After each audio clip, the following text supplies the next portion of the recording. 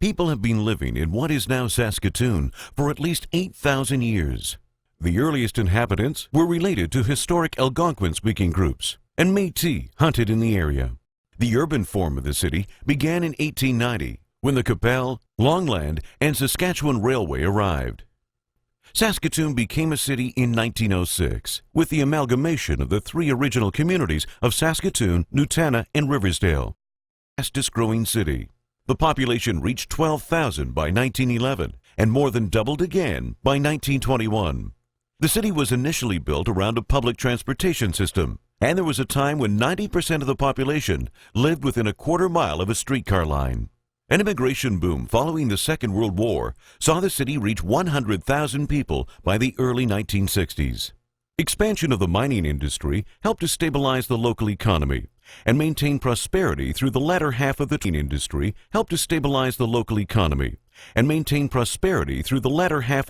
century. Today, our multicultural city occupies almost 200 square kilometers and is home to more than 220,000 people.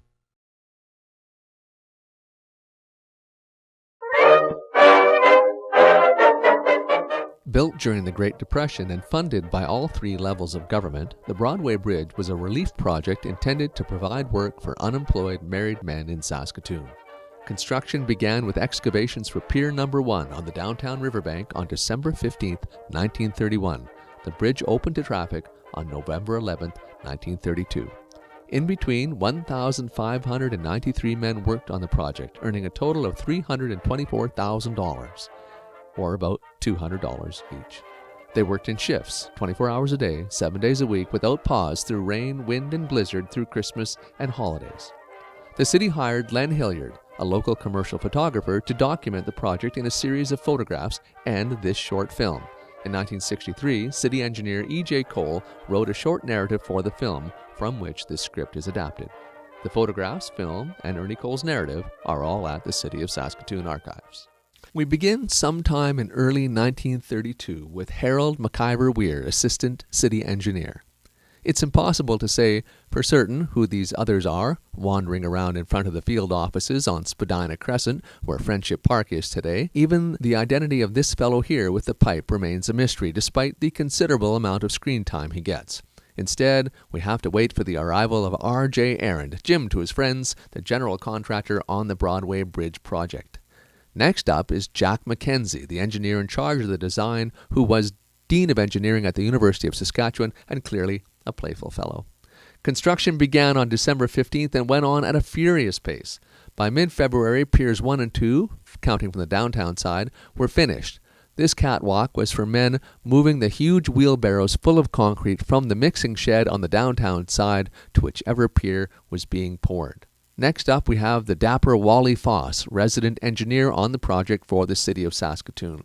And this is a homemade steam hoist designed and built by R.J. Arend especially for this job, using a portable steam engine he'd bought and a salvage tractor wheel to hold the turning gear for the base. Here's the hoist in action, probably in the excavation for Pier No. 3. Whenever they could, the work was done by hand so as to squeeze as many man-hours out of the project as possible. Here, men are shoveling mud into the hoist buckets. The men doing the actual grunt work on this project were all unemployed married men.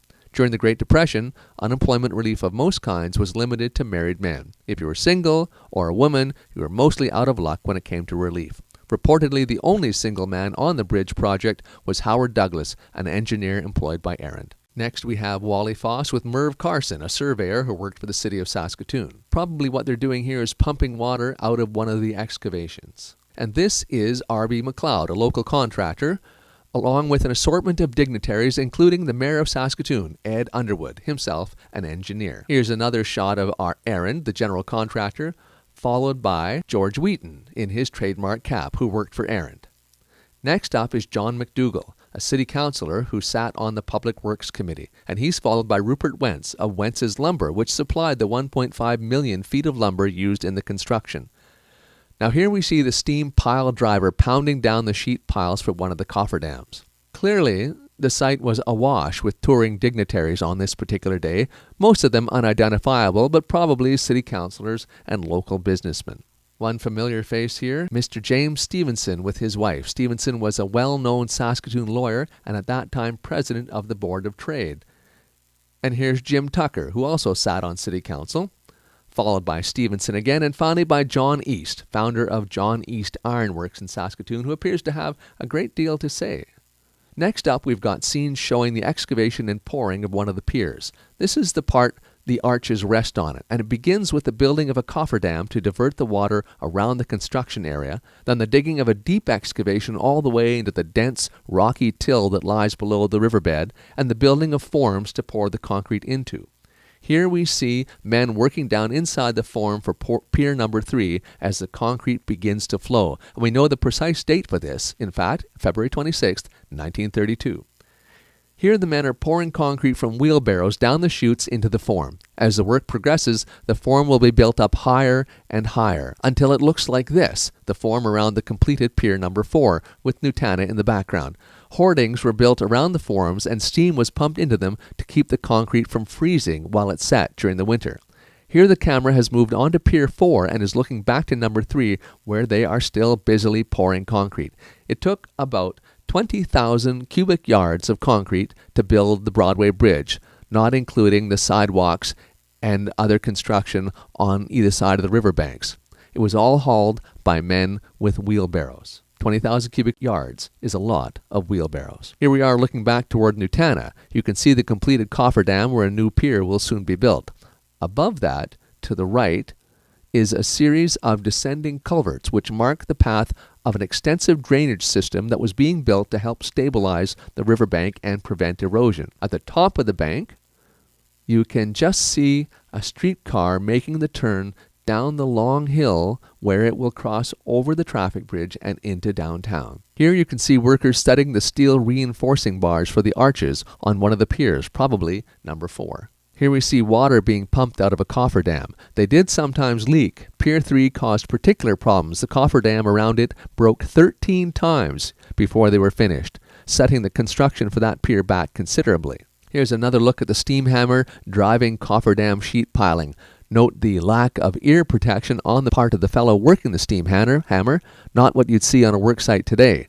The cofferdams were made of 2 concentric rings of 6 by 12 wooden planks driven deep into the riverbed, with the space between them filled with dense, waterproof clay. We've jumped ahead now to later in the spring of 1932. Between March and June, flooding made it nearly impossible to work on the river crossing spans, so work shifted to the approaches on the riverbanks.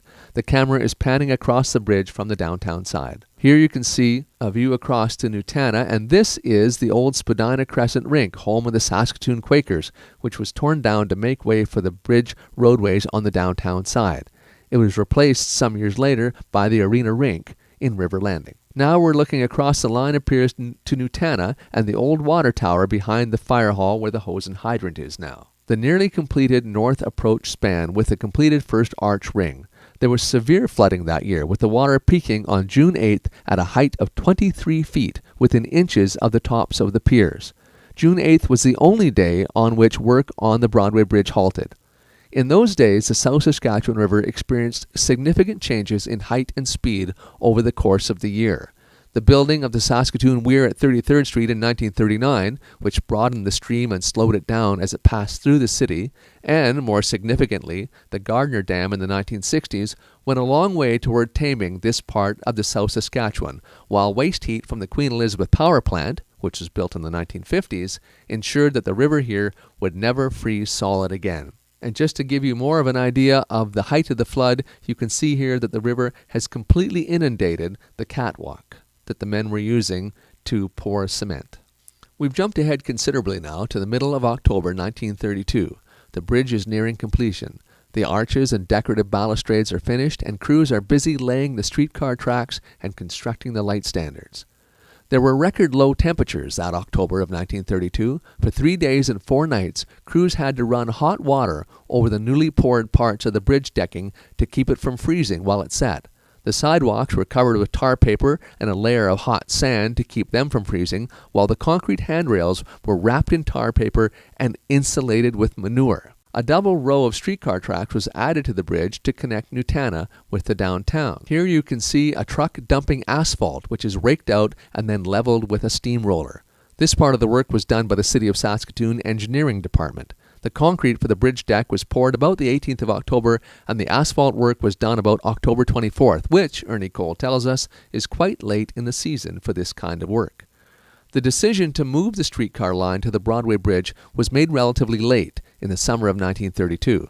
The old streetcar line across a narrow traffic bridge, with its sharp bend at the Nutana end and the relatively steep grade up the long hill, had always been a problem, and it was with great relief that we welcomed the new route, which went into service in the summer of 1933. Moving beneath the bridge, we see the catwalk running the length of the falsework, which was still up beneath the central arches. Here we see City Engineer George Archibald with Jim Arend and the always well-dressed Wally Foss in breeches and high boots. Another view of the underside of the arches. Looking through the lines of the arches toward the Nutana side, you can see a team of horses doing some scraper work. The false work was built out of fir and spruce trees cut in northern Saskatchewan. 130,000 feet of timber was used for one arch alone. Afterwards, the lumber was sawn into stove lengths and sold as firewood, which recouped much of the costs. Although Ernie Cole's narrative identifies some of the men in these next couple of sequences, it's impossible to tell who is who with any certainty, unfortunately. Although this is certainly George Wheaton and Jack Mackenzie, but we have no idea who this is. Shy, whoever he was. And this looks like Jim Arend. And this has been identified as Jim Arend and a Mr. Henry Switzer walking toward Arend's Ford coupe, which drives off following the arrival of Dr. C.J. Mackenzie in his car. Here we see workers erecting the decorative light standards on the bridge. This is followed by the view from the downtown end of the bridge, sometime in late October or early November. From left to right, Howard Douglas, Jim Arend, Mayor Underwood, Wally Foss, and Dr. C.J. Mackenzie. Here they are again. Douglas was later head of the Department of Civil Engineering at the University of Saskatchewan. And here, with the work nearing its end, a very cheerful Dr. Mackenzie. Building sidewalk forms on one of the approaches. The fellow with the hammer here is James A. Meldrum, one of the few laborers identified, a carpenter who might have been a foreman on the project. Finally, the bridge as it was at the end of October, with the false work still in place on the two central spans. The bridge opened to traffic at 11:30 a.m. on November 11th, 1932, just after the Remembrance Day ceremony. Although there was still work to be done on the approaches, the bridge itself was complete and ready for use.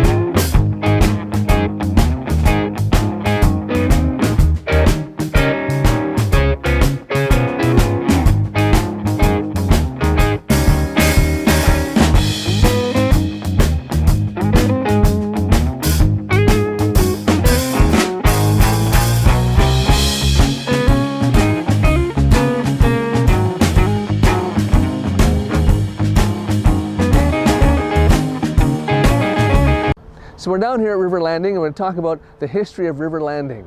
And it's a fascinating place, one of the oldest parts of Saskatoon.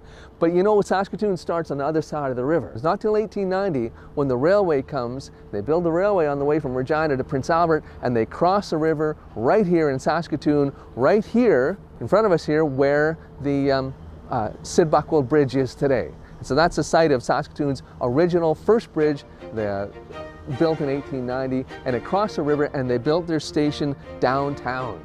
And so as soon as they built the railway station downtown, of course the energy of the community starts to move from the old temperance colony in Nutana to the brand new bustling Saskatoon. And in 1901 becomes the village of Saskatoon, and So things grow from there. And Spadina Crescent originally, beginning in the late 1890s, was private space. It was residential, it was commercial. There was, right on the corner where the great big building going up today is, that's where James Klinkskill built his big house in about 1901 or 1903, somewhere around there. That house actually stood for many years until the 1960s.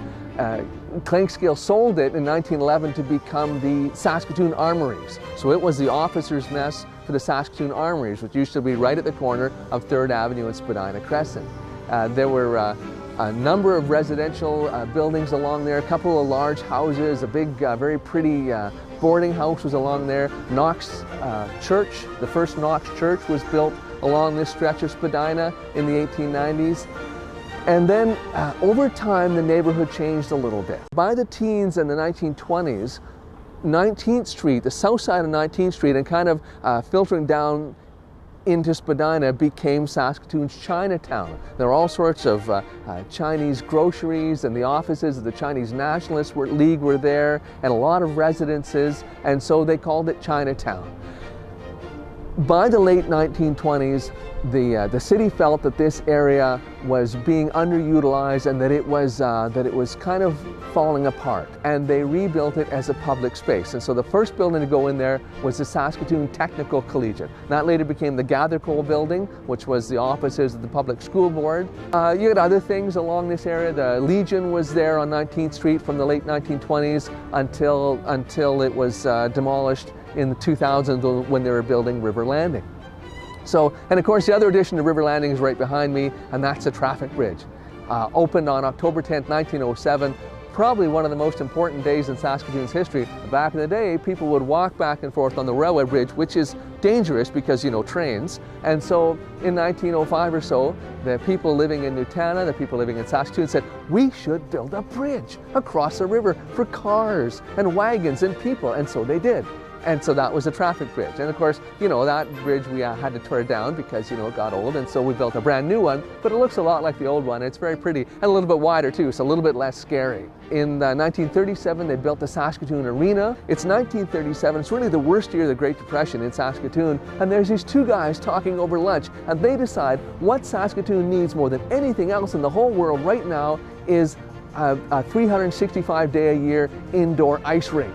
Because why not? And so they started a company, and they got a whole bunch of people involved, and people bought shares and donated money. There was a huge fundraiser, and they built the Saskatoon Arena. Saskatoon's the grandest ice palace west of Winnipeg.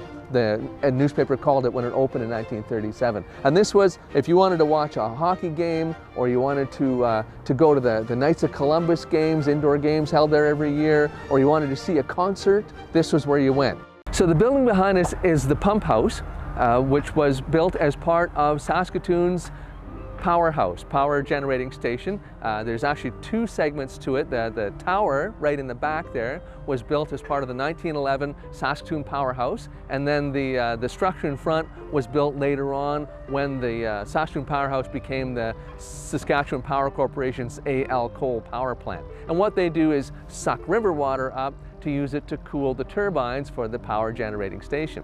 So, and this is sort of the one big remnant of Saskatoon's industrial past. Nothing more industrial than a power plant. Back in the early days of the 20th century, Saskatoon, like every other city in the province, is desperately trying to industrialize, right? You attract heavy industry, you attract business by providing a welcoming climate, and one of the welcoming climates for industry and business is cheap electricity. We had built our first power station farther up the river where the water treatment plant is in 1907, but even when that station was finished, it was too small for how fast Saskatoon was growing in those years. So we immediately turned around, started working on the new one right behind me. Now that building stayed in this spot until the 1990s. It was finally torn down in 1996. What happened was, when they built the Queen Elizabeth power plant in the 1950s, farther upriver, that made this power plant obsolete. In the 1990s, we started talking about adaptive reuse, and there was a big plan to rebuild it as condos. In fact, somebody actually bought the property and they built demonstrator suites out here. Turns out that didn't work out. The power plant was was badly contaminated with all sorts of toxic waste, as were the grounds, and that had to be dealt with. And the owner was busy selling the machinery out of the power plant, and in so doing had torn out, important structural members and chewed big holes in the walls. And so the building deteriorated really quickly. There was a lot of discussion about how we could reuse the building. There was things like maybe it could be a winter palace, right? Like a giant greenhouse, right, for people to walk through and ooh and ah at all the green stuff during the wintertime. There was discussion of rebuilding it as a science center, which is what Regina did with their old power plant. But in the end, the building was too wrecked up and the cost was going to be too much, and so they tore it down. But we left on the riverbank these two buildings, the tower and the square pump house building, so that someday down the road, they can be reused, reconverted into something interesting, a bar or a restaurant or who knows what. You'll just have to come here and find out.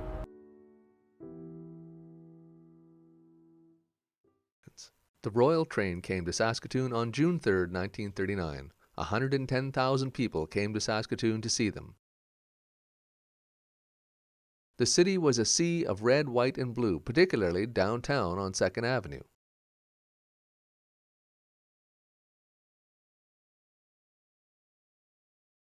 And here's the Eaton's building, now the public school board offices, all decorated for the visit. Back then, the cenotaph was still on 21st Street near 2nd, smack in the middle of the city's busiest roadway.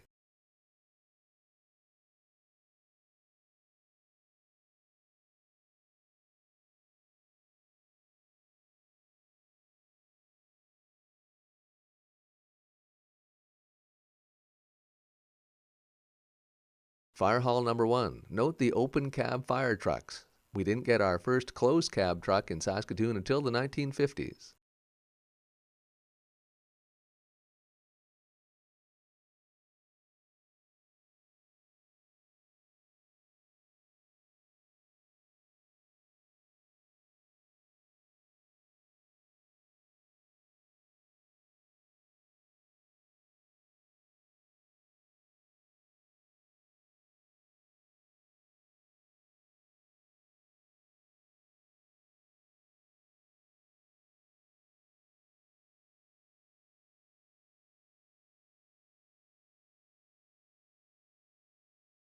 A dress rehearsal for the Living Flag. 700 local schoolgirls in red, white, and blue singing God Save the King and waving Union Jacks.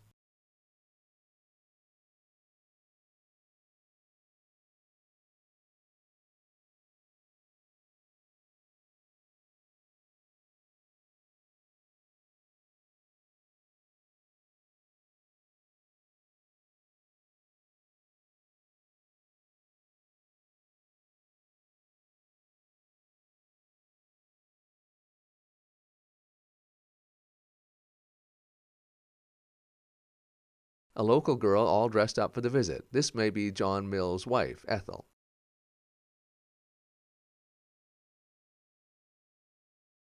Indigenous people from Saskatoon area First Nations were also featured in the event, and thousands of school children were brought in from rural areas to line the route. Records at the City of Saskatoon Archives suggest it was a huge effort to organize and coordinate. King Edward School on 25th Street next to Kinsman Park, which appears to have been used as a marshalling area for the school children arriving in Saskatoon.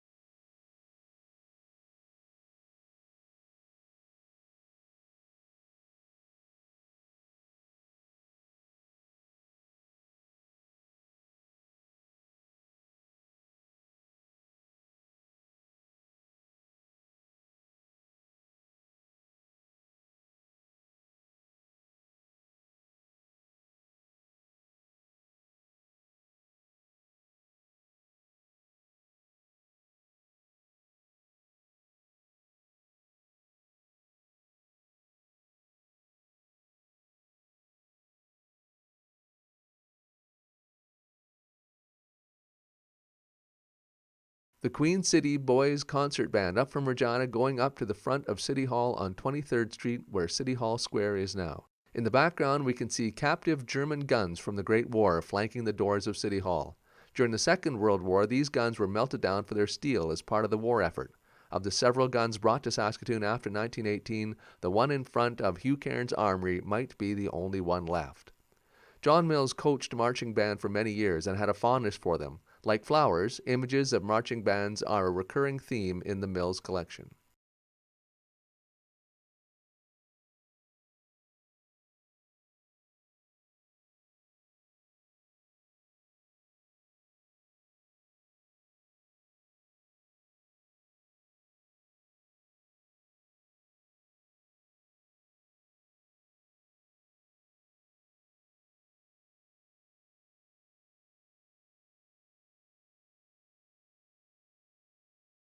Across the University Bridge, the tour route went through the university's memorial gates, around the bowl, and back downtown. As you can see, the university looks quite different in 1939. For one thing, no university hospital. Back downtown, the route passed the Saskatchewan wheat pool display on Pacific Avenue between 22nd and 23rd. Saskatchewan, the bread basket of the empire, including a model of a grain elevator with endless streams of wheat pouring out of it. Now remember, Mills is just driving the route at this point. The King and Queen have yet to arrive.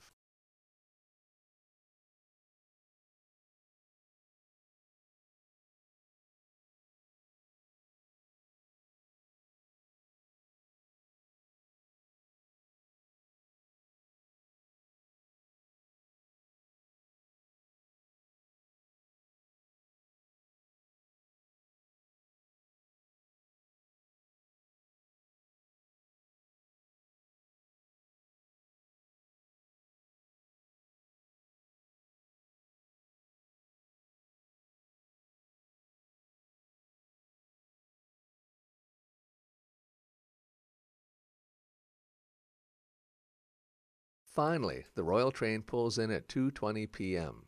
A special platform was set up just north of the train station in an open space next to the Massey Harris warehouse, about where 22nd Street is now.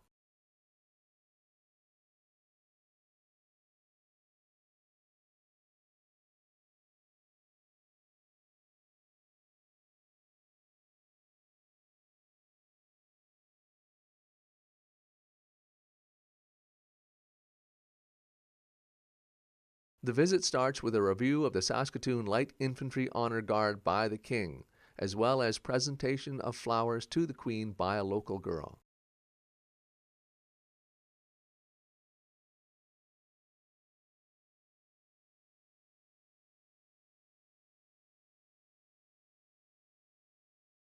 Then it's hop in the car and off we go, an 11-mile trip through the city. The first major stop was the university, but the long way, past the Besborough, over the Broadway Bridge, and back up University Drive, where people have been lining up to watch.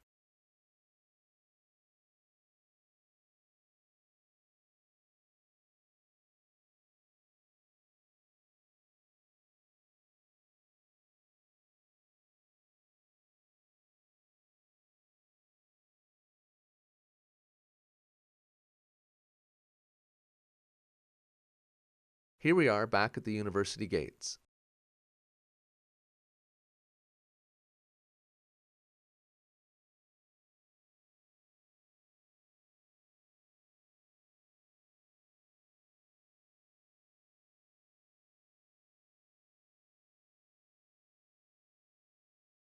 Here come the King and Queen up the driveway.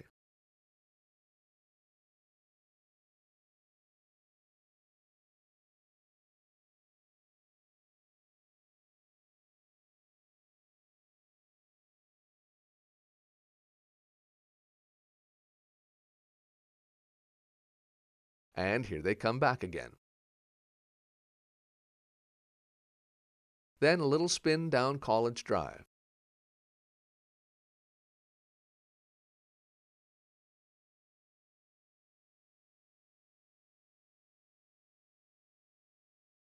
Now we're back downtown.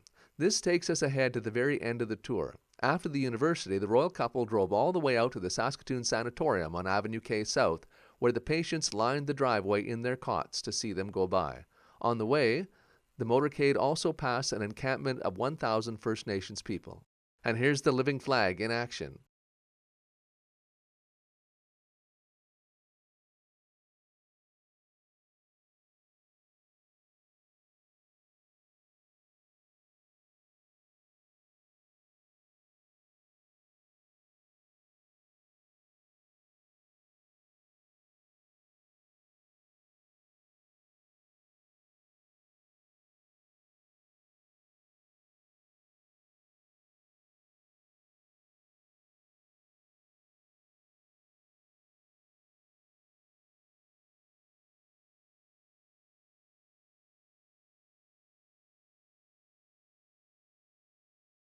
The royal car arrives.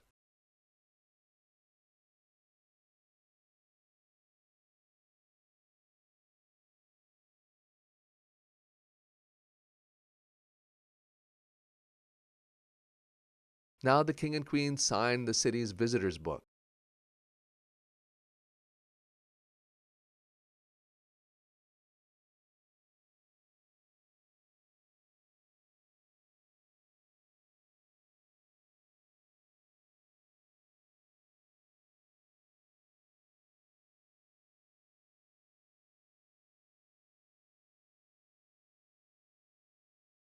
Now a quick chat with veterans of the Riel Rebellion, the Northwest Resistance as we might call it nowadays, including 104-year-old Thomas Swain. No Métis vets there in 1939.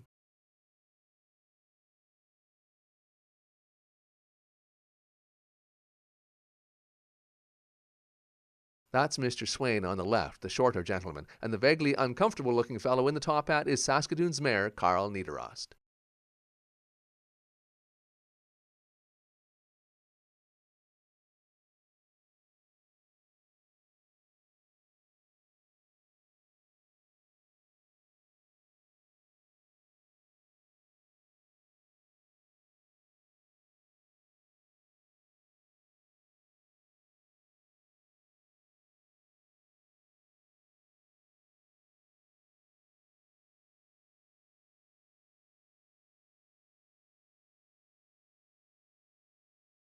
And then, just a couple hours after they'd arrived, the royal couple hopped aboard their train and drove away, and it was all over and we all got back to our lives. J.S. Mills frequently had public showings of his films to help raise money for an overseas mission his church supported. Mills was a teacher, writer, photographer, lecturer, world traveler, and filmmaker. He sat on Saskatoon City Council for many years, including 7 terms as mayor in a political career spanning nearly 30 years, from 1925 to 1953. His papers, including dozens of 16mm films, can be found at the City of Saskatoon Archive. Well, hello and welcome to City Archives, the archives of the Corporation of the City of Saskatoon. My name's Jeff O'Brien. I'm the City Archivist, and I'd like to take you on a little tour. We have records on all sorts of media. We have 16mm film and microfilm and microfiche, and so what we're doing right here is we have a setup for a little home digitization of 16mm film. We've got a little space here with a nice work table where we do encapsulations, and we do a lot of framing and mounting of photographs and things like that when we're doing displays. But the part of the archives that you, the public, would see is this space here, the reading room. The traditional model of archives is that you come down to the reading room and we talk about what it is you're interested in looking at, what questions you have, and then we start bringing stuff out. One of the big differences between an archives and a library is that archives are closed stacks. That is, this door is closed, you're not allowed here. In a library, you go browse through the books. Here, we have to talk about it, and then we'll come back and get the stuff. And every archives in the world looks a lot like this one. Rows and rows of shelves full of boxes, but it's what's inside the boxes that matter. We have city council minutes going back to 1902, and those guys in 1902 had terrible handwriting, let me tell you. I was very pleased when they finally, everybody chipped in, they bought a typewriter for the city clerk. We've got records from the town of Sutherland. We have aerial photographs, maps and plans going back to the early 1900s. Most of what we have here are records of the government of the city of Saskatoon, and mostly the city clerk's records. But we also accept private records. This is maybe the most interesting records we're going to get here because they really help to document the community. And so this is a series of 5 pictures. It was taken from the top of the old water tower at the number 2 fire hall, which is nowadays the hose and hydrant. So, you know, if you're thinking about what am I going to do with this old photo album or this sheaf of letters from mom and dad or grandma and grandpa, think about the city archives because we're always interested. When you're thinking about cool places to visit in Saskatoon, Woodlawn Cemetery might not be in the top of your list, but it really is one of Saskatoon's gems. It's a beautiful garden spot. It's quiet and serene with towering trees and history. Woodlawn, like every cemetery, is full of history. In the early part of the 20th century, the only cemetery in Saskatoon was the Nutana Pioneer Cemetery on the riverbank near the exhibition ground. But as Saskatoon grew, it grew here on the west side of the river. And the people that lived on the west side of the river finally in 1905 petitioned the local government and said, we need a cemetery on this side of the river. Now, there was already a small Catholic cemetery here where Woodlawn is now, and in 1906 the city of Saskatoon established Woodlawn Cemetery as the official burying ground for people in Saskatoon. And so it's grown considerably since then. There are just around 65,000 burials here in Woodlawn Cemetery right now in 2018. The other thing you'll see when you look in Woodlawn Cemetery, there are thousands of trees, 3,800 trees in Woodlawn. We've been planting trees here really since the first burial in January of 1906. The thing about cemeteries is that they are full of people, and they're full of the memories of people. When you walk along the rows and you read the headstones and you sort of imagine the stories of the people that lived here, you really are living the history of Saskatoon. Something that people might find a little surprising, there used to be homes, businesses, and even gardens in Woodlawn Cemetery. The Saskatoon Brickyard was here, quite close to where we're standing, between 1911 to 1932, run by a fellow named Harry Elliott, and he actually manufactured bricks right here in the cemetery. In fact, when they filled everything in afterwards, they used a lot of his old bricks as fill, so cemetery staff, when they're excavating here, will occasionally turn up bits of old brick. Lockstaff housing was here for a while, and in the north part of the cemetery, in the new section, at one time they rented out plots there to people to use as gardens. Cemeteries are people places. People's first reaction is to think of the cemetery as a sad place, but there's more to it than that, because held within the cemetery are the life stories of everybody who ever lived here. Who they were and what they did, their joys, their sorrows, their triumphs, their victories, and it's all here, right at the cemetery.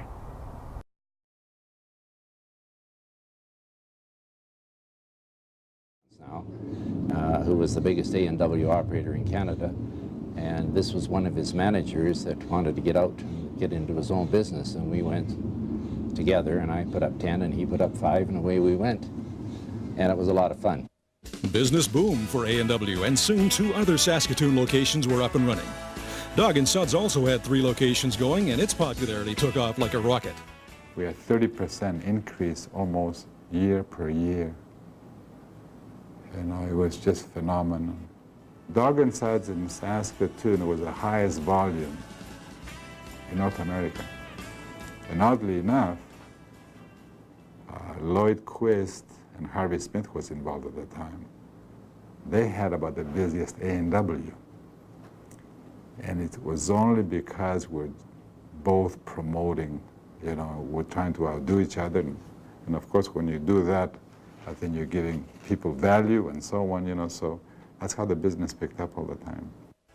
It was competition between 2 drive-in restaurants with the same mainstays, burgers and root beer. From our viewpoint, definitely was a competitor, but it also proved up one thing that sometimes if you can't beat them, join them, and I think that was Peter's philosophy.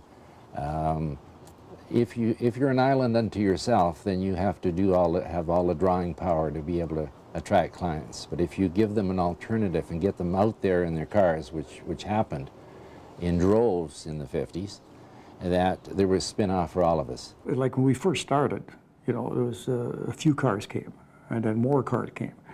And then as more operations opened, like Dog and Suds and A&W and McDonald's, and all these places opened, it just simply drew more people out.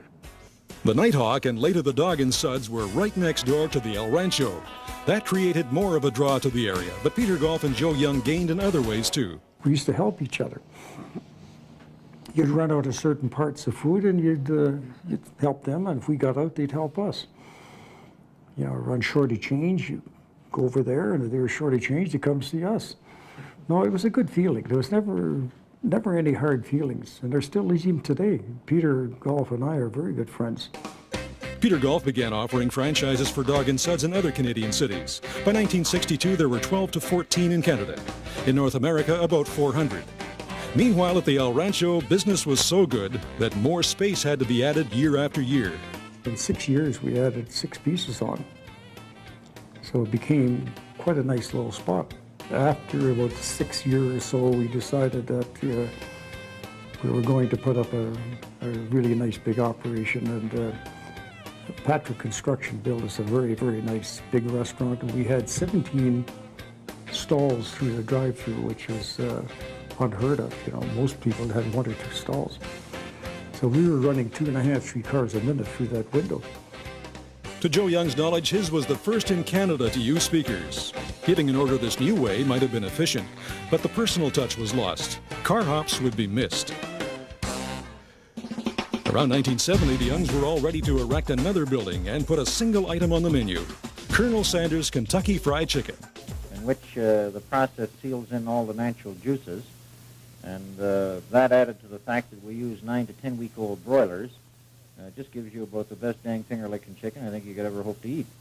Introducing the world's newest, silliest, and hamburger-eatingest clown, Ronald McDonald. It soon would be time for Ronald McDonald to join the party. Ronald McDonald!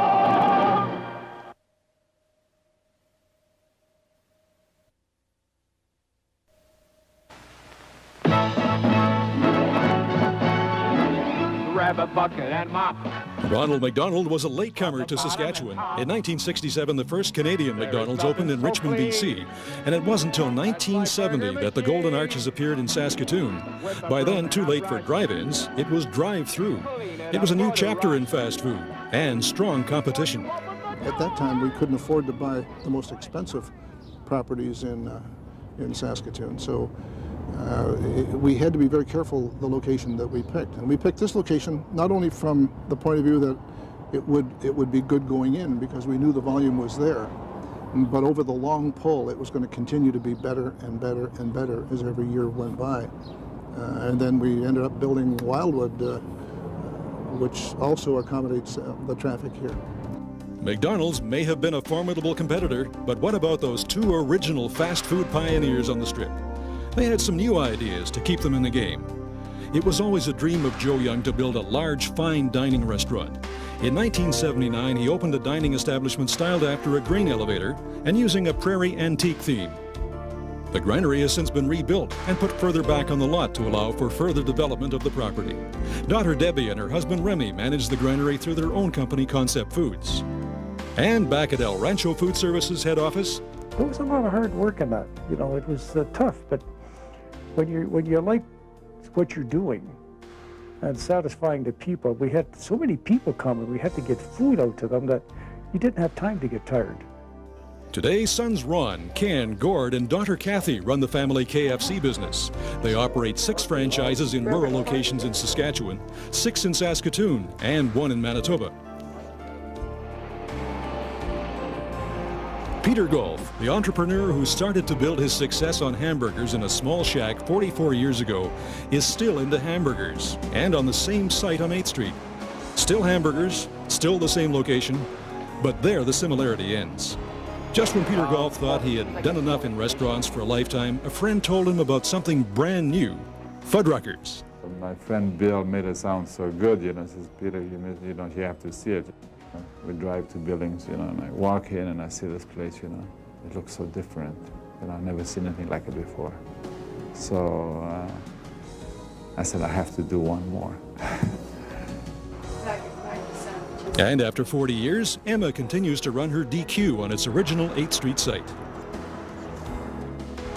And the A&W man, Harvey Smith, is semi-retired in BC. There was very little on 8th Street until the drive-in scene, and that was sort of the catalyst that got 8th Street going.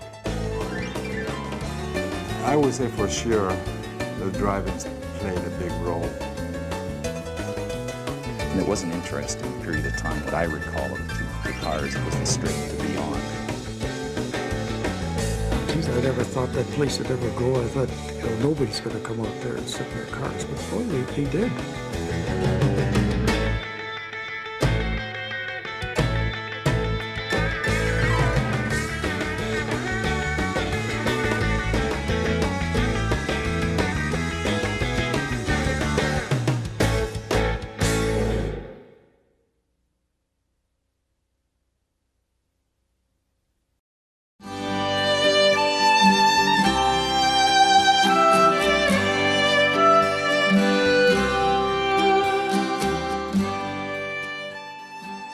It is time to go to a new home, a new place. It is nice here along the Red River, but things are changing. It is time to go.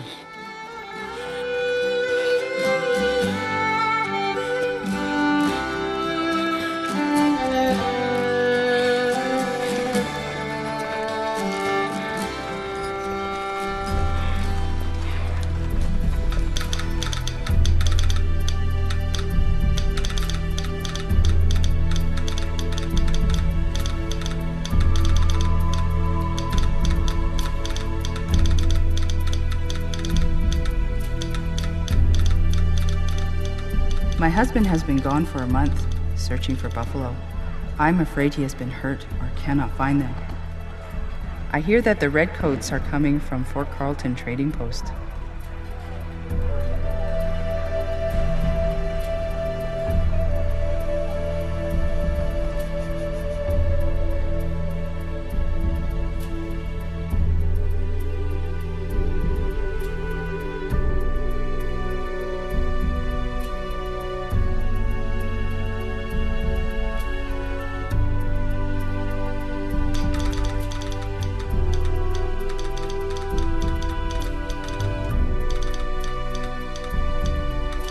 I don't know what's happening. We left our farm and are living here with all our neighbors. I miss playing with my friends from Poundmaker, but they're sick and hungry too. I just want to go home.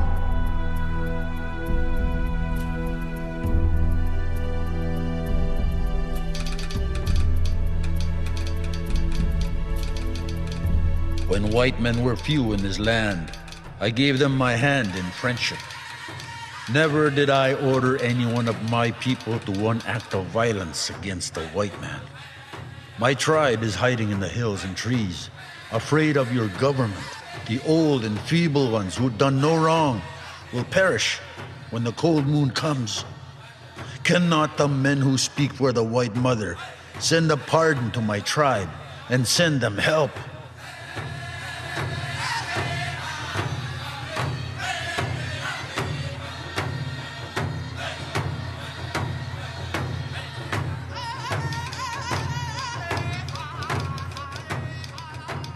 We are outnumbered. They're too strong. See them on the hill? We need to negotiate a settlement.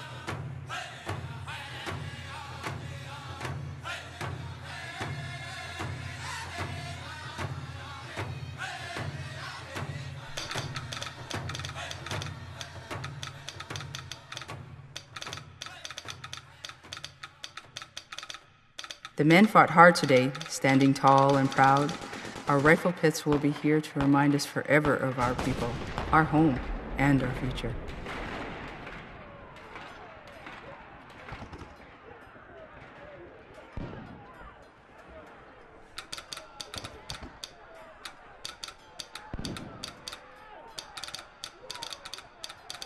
The soldiers tried to surprise our camps. They think we destroyed their town, but we are faithful to the treaty and the Queen. We will protect our people and land. We will drive them back. The battle has gone on for 4 days. We have managed to break that steamboat Northcote, but now we have run out of ammunition. We have no choice but to surrender.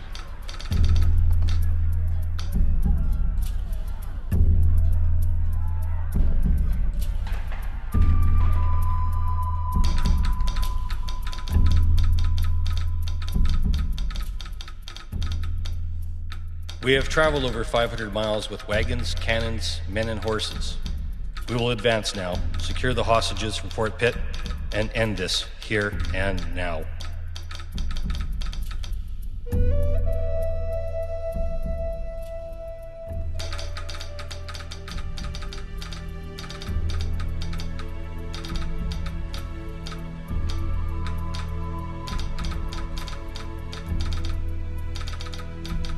We met the Redcoats at the Narrows. They looked proud and mighty, but so are we. We stood strong and sent our peacekeepers out to meet with the Redcoats. They shot at us, and a great battle followed. We are out of food, ammunition, and time. We must move on from here.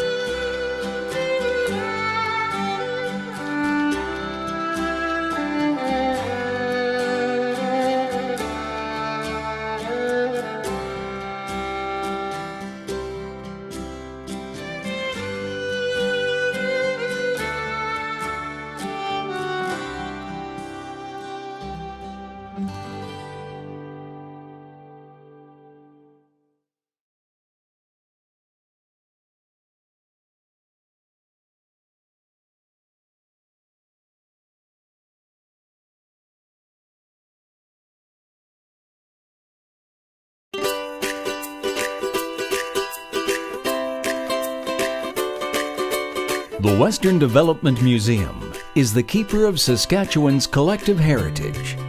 It shares with its guests the province's unique sense of place, recognizing that the legacy of our past is the foundation for a sustainable future. Your visit to Saskatoon's Western Development Museum includes a 1910 boomtown, the new Winning the Prairie Gamble exhibit, a transportation gallery, and more. The 1910 boomtown recreates small-town Saskatchewan and the excitement of its early years. Dress in period clothing and take home a special souvenir from the Boomtown Photo Studio. Stop in the Boomtown Cafe for delicious home-style cooking and old-fashioned hospitality. Stroll through Saskatoon's only vintage car collection and take a ride through transportation history. You don't just visit this museum, you live it. History comes alive at Saskatoon's Western Development Museum.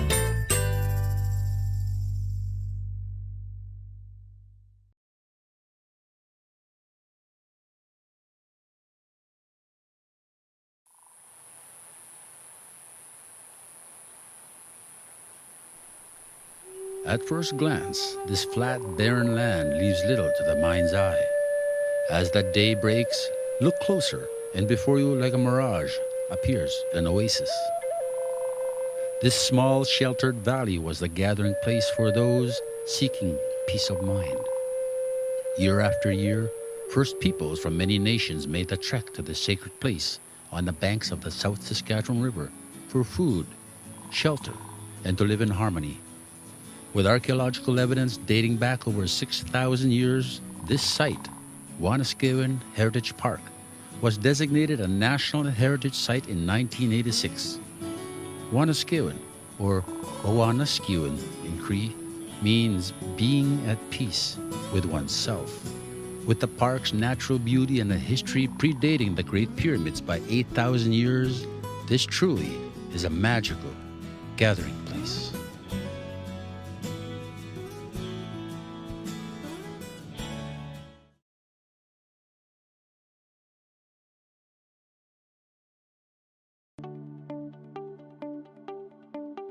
Way back in the 1920s, the Saskatoon Flying Club took over some land, what is now the east corner of the airport, and set up a flying club and took people up.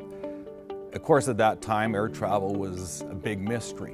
It was a bit of a thrill for people, the same thrill you see today when people come to the windows with their little kids and look at these magic machines flying. I think the same thing would be seen back in the 20s. In 1929, an official license was issued to Saskatoon to become an air harbor.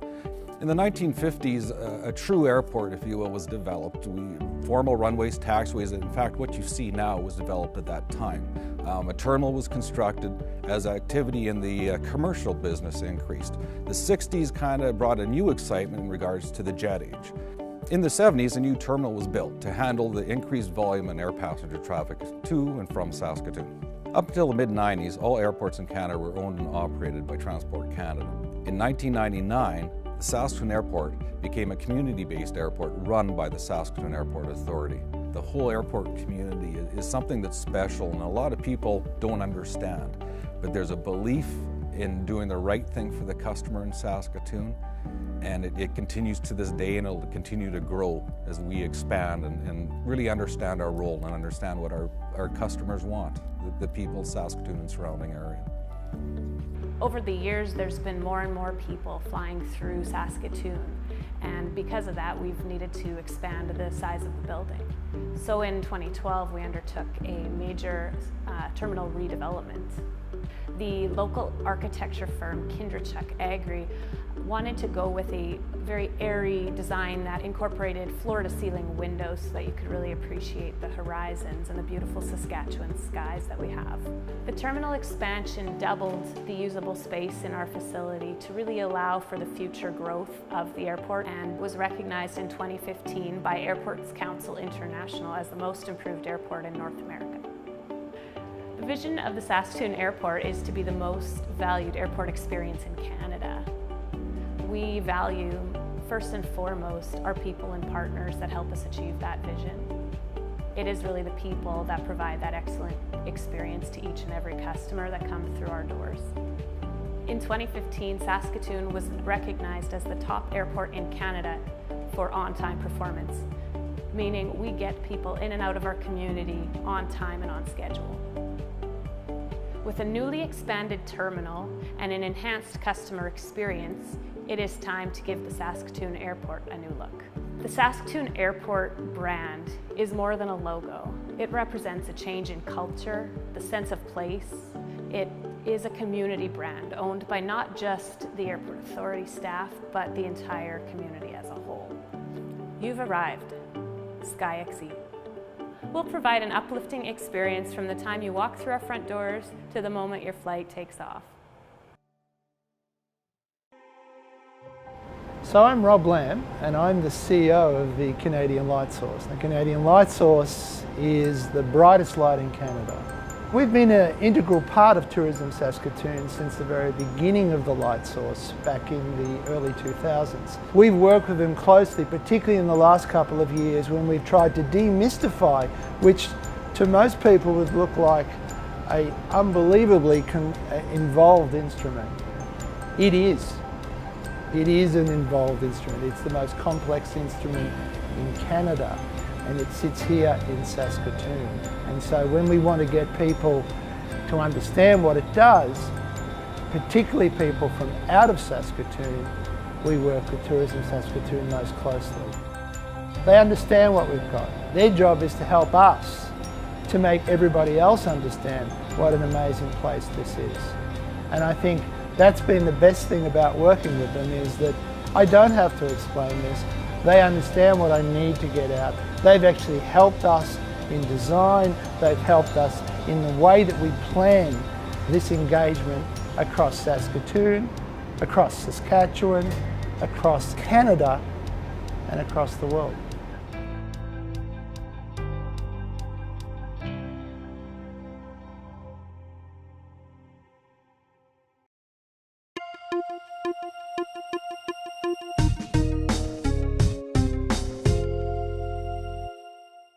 An electron gun fires bunches of electrons through steel tubes into the booster ring.